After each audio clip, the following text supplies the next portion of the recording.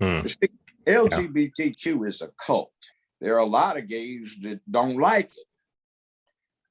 This cult has adopted part of the alliance position, and that is that the feminists all through the 60s were harping that marriage is a form of slavery for women.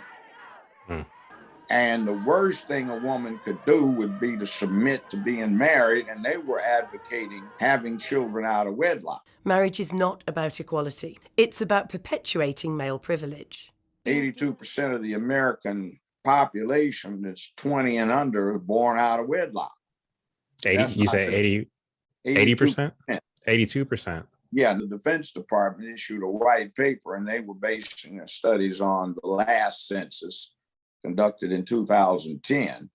And the findings were that 42% of Americans 35 and under, all races and ethnicities combined, were born out of wedlock.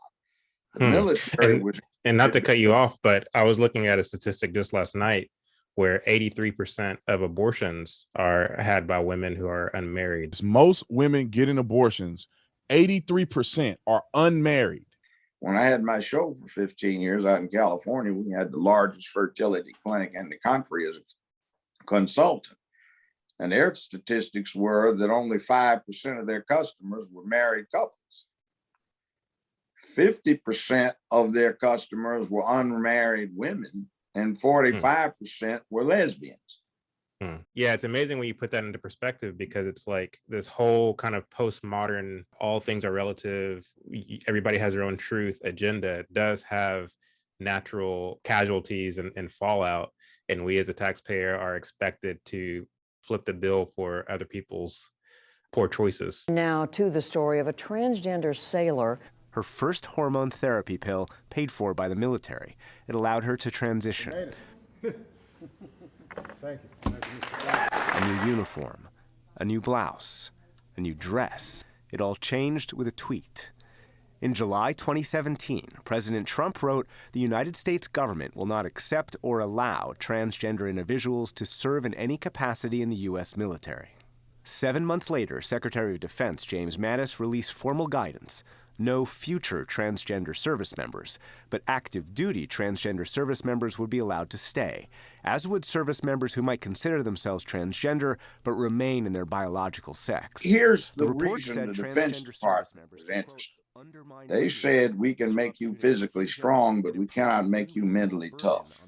They said, we can't make you mentally tough. You have to come in here this way. And because there are so few fathers in the homes these days, the boys and the girls don't develop mental toughness. So when they come into the military, they aren't as tough as we recall them being. Now, that's got to do with this. I call it the Titanic situation. See, when the Titanic goes down, the men are supposed to say, ma'am, you and your child may have my seat on this lifeboat. I'll go down with the ship and drown in these icy waters. Now, see, in order to do that, that requires a hell of a lot of prior conditioning as a boy so that you get acculturated and socialized with masculine principles.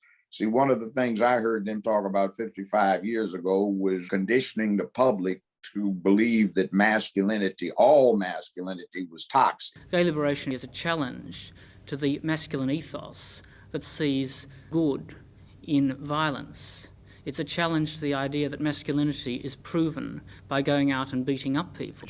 In your book, you say, we represent the most blatant challenge of all to the mores of a society organised around belief in the family or the nuclear family and sharply differentiated sex differences. You're attacking more than violence, you're attacking the family. I'm attacking the idea that all men must play certain roles and that all women must play certain other roles. To that extent, of course, you think that bisexuality should be the norm?